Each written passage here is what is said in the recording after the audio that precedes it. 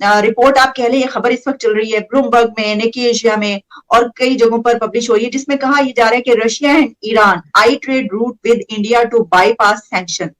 और इसमें कुछ ये बताया गया कि रशिया एंड ईरान जो है, they are working on a new shipping corridor that cuts Europe and its sanctions out of picture. क्या ये पॉसिबल है कि रशिया और ईरान जो है उसके साथ कोई कनेक्शन हो इंडिया का ऑयल को लेकर? मैं आपको बता दूं, कनेक्शन होगा, संभव है। सवाल तो ये है, कनेक्शन ऑलरेडी है। ये जो लेकिन सर सैंक्शंस के होते हुए सर के कैसे पॉसिबल हो रहा है? मैं और इंडिया ने अब अच्छा भला पैसा लगाया हुआ है, ठीक है जी, और वो एक डीप सी पोर्ट है। पाकिस्तान की भी ग्वादर भी डीप सी पोर्ट है, साड़ी नहीं टोर सकी। हम अपनी बिजली ईरान से ले रहे हैं। वही चाइना भी तो फ्रेंड शोरिंग करना चाह रहा है ना। पाकिस्तान क्यों उसकी मंडी नहीं बनता, मार्केट नहीं बनता, यहाँ पे क्यों वो चीजें नहीं होती? जय हिंद दोस्तों, पाकिस्तान ब्रेकिंग न्यूज चैनल में आप सभी का हार्दिक स्वागत। रूस और ईरान दोनों मिलकर एक नए शिपिंग कॉरिडोर पर काम करने वाले हैं, जहां पर रूस इसमें $20 बिलियन और ईरान भी इसमें भारी मात्रा में इन्वेस्ट करेगा, क्योंकि ये दोनों देश भारत को भारी मात्रा में ऑयल सप्लाई करते हैं। भारत इनसे ऑयल लेता है और इनकी मदद करता है।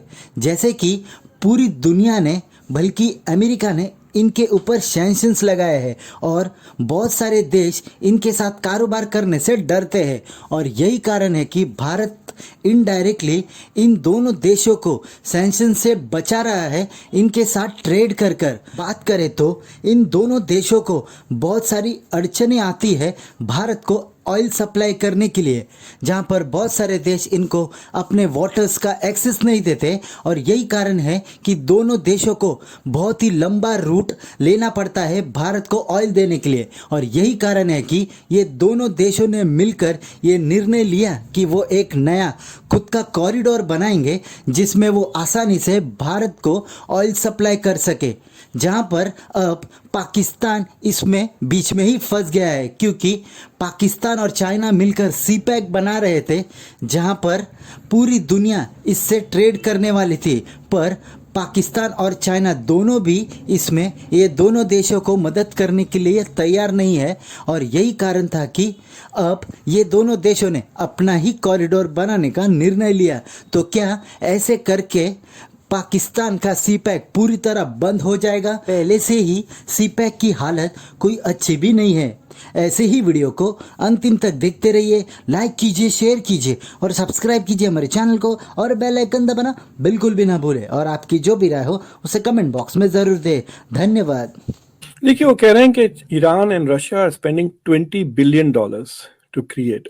तो मतलब ठीक है, आई हैव ए फीलिंग कि कोई किसी मीटिंग के कोई डॉक्यूमेंट्स लीक हो गए हैं प्लान के तहत, बट ऑलरेडी इनके पास ट्रेड है। देखिए, सैंक्शंस दो किस्म के हैं ना, एक तो moving goods moving across certain borders जो आप नहीं कर सकते। दूसरी चीज ये है कि अगर आप डॉलर्स में अगर उसको एक्सचेंज करें तो आप वेस्टर्न बैंकिंग सिस्टम के चक्कर में आ जाएंगे, स्विफ्ट में आ जाते हैं, स्विफ्ट वगैरह, फिर वहां पे आप सैंक्शंस में फंस जाते हैं। तो if they want to avoid the sanctions, they will have to do two things. One is कि वो non-dollar trade में आ जाए पूरी तरह से, एक ये, ताकि वो एक दूसरे के पैसे ट्रांसफर कर सकें by bypassing the western controlled banking systems. दूसरी चीज ये है कि they have to find the ways to send. ये जो दुबई का जो सक्सेस है ना आलिया जी, इतने सालों से तरक्की, one of the reasons why they have done well is because of sanctions on Iran. तो Dubai has become a reseller for Iran.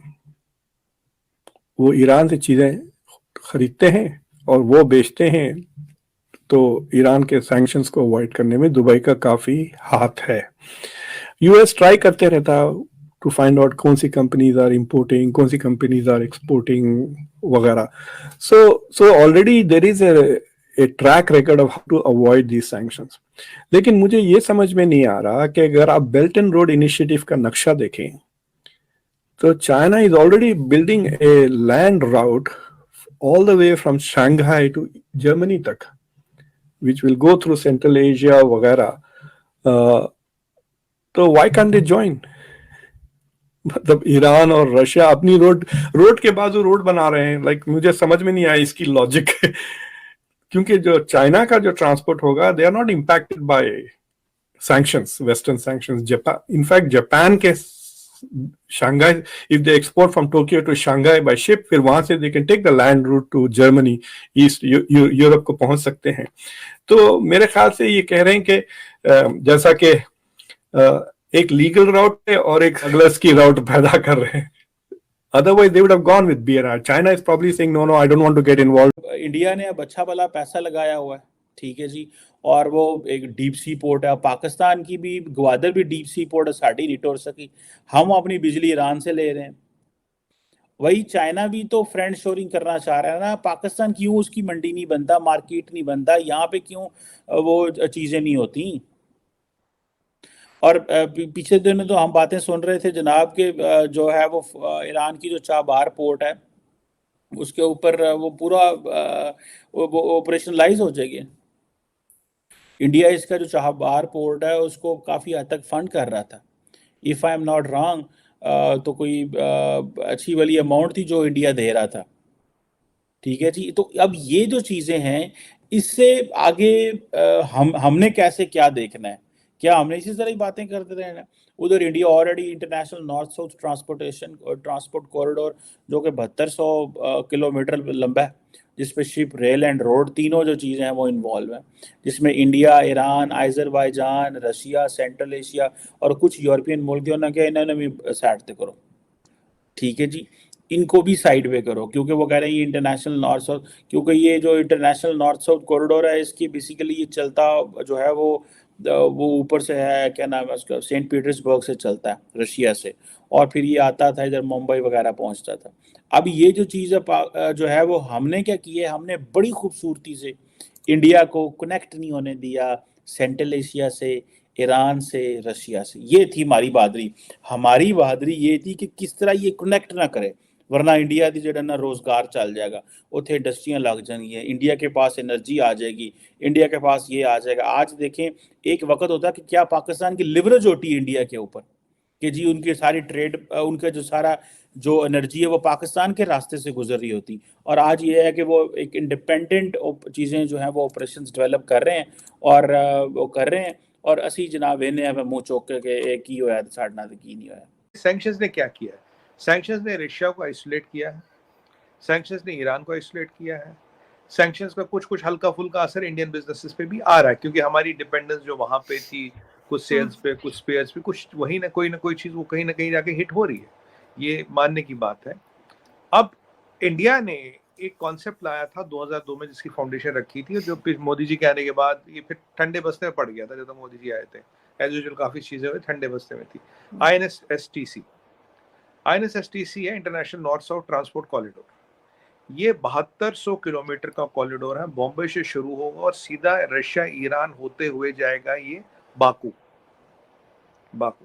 वहां से ये आगे प्रपोज था कि आगे ये वहां से यूरोप जा सकता है. इससे क्या कर सकते हैं, इससे आपका एक डायरेक्ट लिंक बनता है जिसमें ट्रेन भी होगी, जिसमें रोड भी होगी, जिसमें शिप भी होगा. 2 ईरानियन पोर्ट्स इन्वॉल्व है और 2 या 3 रशियन पोर्ट्स भी इन्वॉल्व है इसमें. और ये 7200 किलोमीटर लंबा है. इससे 2-3 एडवांटेज है. पहले you don't have to go through Suez canal and all. You can directly have a use road, rail and ship all together and get your things into India. तो एक डायरेक्ट एक्सेस बन जाएगा आपका central Asia के साथ, central Asia से Persian gulf के warm waters of Persian gulf. और इसको हम मतलब ये सारी चीजें मिली हुई है.